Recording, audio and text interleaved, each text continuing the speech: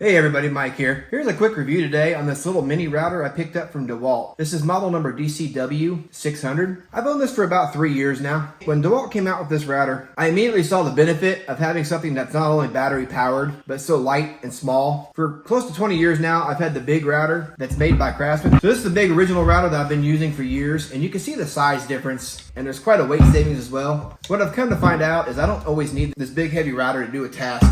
Once you've got a battery on here, it's got two lights here on the bottom that come on to help light up what you're working on. You hear when they shut that off, how quickly that shuts off. And that's because it's got an electronic brake built into that. I really like that feature. Now with this being an XR model, it's got a brushless motor like everything else in the XR lineup.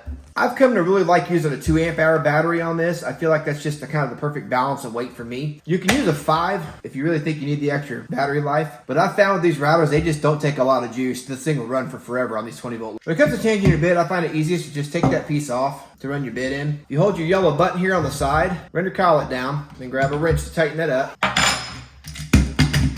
And now you're good to go. And it's extremely easy to adjust your height where you need that to be. And then you just lock down your clasp. Now you're ready to route. So to give you an idea, let me grab a piece of wood. So here's a quick example on your router if you're wanting to do an edge and just how easy it is to run this thing through.